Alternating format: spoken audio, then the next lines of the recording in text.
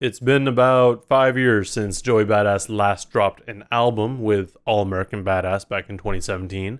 And yes, he's dropped a couple singles here and there, like Revenge, which we don't want to talk about, as well as the Light Pack. But we haven't gotten a full project until now. Now we've gotten the sequel to, his most well known mixtape, 1999, with the album 2000. Now, given that 1999 is essentially a blog era essential album or mixtape, 2000 has some pretty big shoes to fill. So, let's talk about it. Now, originally, when I went into this album, I had very high expectations based on the singles. Head High was really good, Survivor's Guilt was really good, even like Zip Codes. Zip Codes was cool. But when I went into the album, I feel like I expected a lot more. Now, is that because Joey Badass has been away for a while and I feel like he may have grown as a person and have a little bit more to say? Probably. But this album is still really solid. Like, when I went into it, I was immediately going to critique it because I had these expectations that were honestly a little bit too high. We have artists like Kendrick, who walked away for 5 years and came out with a really solid project. Like, honestly, yes, you can argue that 5 years he should have come out with something different or something better, but I feel like it was appropriate and, there was some substance to it. Initial impressions on this Joey Badass album is more just like, okay, well, Joey took 5 years off. Yes, he's been doing other things. Like, he's gotten more successful in other lanes. Like, he's acting now. That's a pretty big move, especially because rap ain't paying it like it used to. But I expected something groundbreaking. But given that Joey Badass has been essentially on an upward trajectory, regardless, you're not really gonna get anything so like emotional necessarily. You're not gonna see any real progression because yes, he's done features. Yes, he's done the Light Pack and Revenge. And so he's been still doing music here and there, but it's not quite the same. You know what I mean? Like, I know a lot of people don't really like All American Badass, but at least with that, I felt like there was a, some sort of message that's getting across. But with 2000, what was he supposed to do? What was he supposed to get across? Because, 1999, it was a mixtape. So when you get a mixtape, you don't expect any sort of concept or any sort of story to be told. It's just, you're going to get solid raps over really good beats. Generally beats that are other people's or that need to get cleared. Now, yes, that's one thing. But what we got with this project is honestly a really solid sequel to 1999. For fans of Joey Badass and fans of Pro Era, this is pretty much what you wanted. Like, this is what everyone expected. This is what if people were clamoring for. They're like, oh man, I can't wait till Joey gets back because he's going to bring back some boom bap sound and some solid raps. And that's what we get. We get exactly that.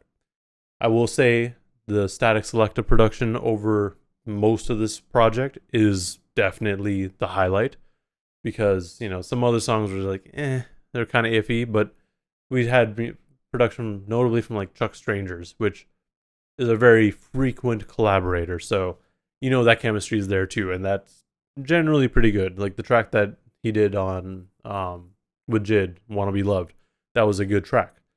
Now, my, I guess, initial issue with this album, because like I said, I immediately critiqued it and thought it was pretty mediocre, was because a lot of the beginning of the album was focused on Joey now.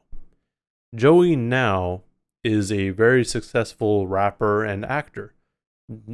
Like, present day Joey Badass doesn't really have any major struggles, you can say. Like, he's not, trying to get on. He's not trying to, like, rap his ass off and be one of the top tier lyricists. He's kind of comfortable where he is. And that's not a bad thing. Like through the first couple tracks, I was like, okay, well, he's just gonna rap about how he's successful now and how he's made it out from the streets, and he's like, this is where I was, and now here I am now. And I think it's deserved. Like honestly, Joey Badass has gotten like a lot of attention over the years. Like, I mean, obviously he's in shows, he's acting, like he's getting a lot of exposure outside of just music. So when you're getting this exposure and attention from other lanes outside of what you came up on, yeah, do it. Like I get it. I'm not I can't be mad at that. Like part of me is like cuz I only focus on Joey as a rapper. I'm like, "Okay, well, what have you been doing in that time?" And then when you actually go back and think about it, you're like, "Okay, no, he's actually been doing well." Like it's not like other rappers who like when they start out are just struggling and trying to make ends meet. Like you're not gonna get that with this album, this project. Like you're gonna get Joey kind of reflecting on where he came from and where he is now. We get halfway through the album, well, yeah, about halfway through the album with Eulogy, and you're getting just a story, and it's great. Like at that point, I was like, okay, no, maybe he actually has something to say.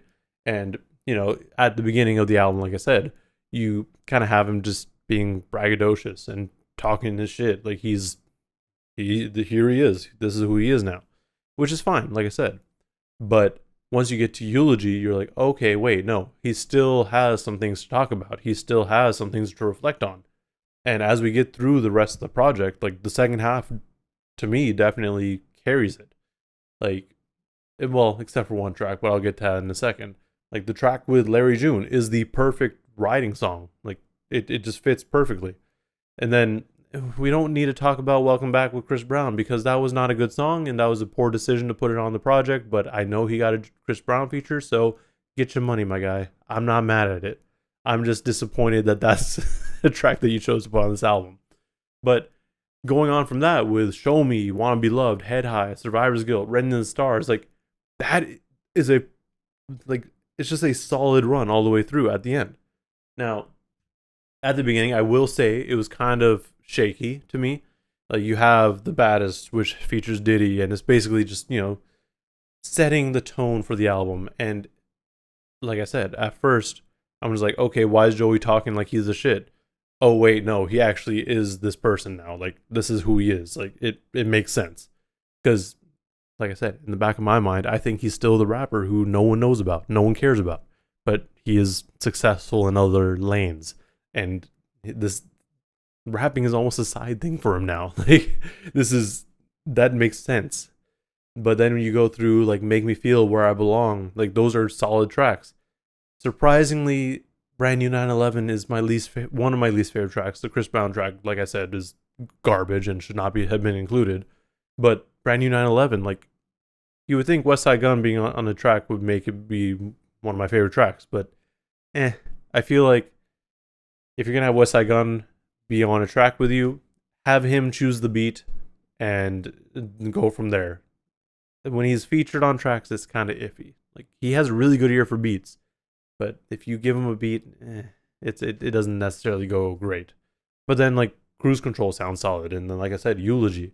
Like looking back at this album after I've listened to it a couple of times, like no, it's very solid. It's nothing groundbreaking by any means, like because Joey Badass has been doing this for 10 plus years now, but it's a very solid and just overall good inclusion to his discography, and I'm not mad at it. Like I really can't fault him for it. Obviously, there's some things that'll come up as I listen to it a few more times because the album's only been out for, well, at this point, 23 hours. So, I have to listen to it a few more times to really give a proper idea and thoughts on it. But I think it got the point across. I think it did what he wanted it to do. Like, this is a proper sequel to 1999, a mixtape where he's rapping his ass off, trying to basically tell people, no, listen to me. I have some things to say. And then like with this one, he's like, now that you've heard all the things I've had to say, look at me now. Look at me. Look at where I'm at now. I do also definitely want to point out Survivor's Guilt as one of the highlights of this project. I mean, aside from Eulogy, of course, because both those tracks, and honestly, like I said, that run at the very end, aside from Welcome Back, it's really solid. Like, that's when you get more introspective Joey. That's where you get him being more heartfelt. Now, would I take some tracks off of this album? Absolutely. I feel like in terms of flow and, you know, continuity and sequencing, I would get rid of a few. Honestly, a lot of the tracks from, like, I would leave the Baddest on. That's a pretty solid intro, but maybe take off brand new 911. Maybe take off Zip Codes, the Welcome Back track. If you take those few tracks off, it's a very solid project all the way through, and a much quicker listen, to say the least. But that's where I'm gonna leave it for now. I definitely need to listen to it a few more times to give a proper review, because this is just my thoughts after listening to it a handful of times. But yeah, let me know what y'all thought in the comments below of this Joey Badass project. Like I said, I'm gonna, if I get time to do an actual review, I will. We'll see. Also, for those of you who are waiting on other reviews, I'm sorry and thank you for your patience. I'm gonna try to get these reviews out. I have Monty's Communion Book 2, Rex Life Raj's album, Lloyd Banks' album, so there's a bit of a backlog, but thank you for waiting. But with all that said, make sure you like and subscribe if you want to see more ramblings and content like this. Thank you for watching, and please stay safe out there.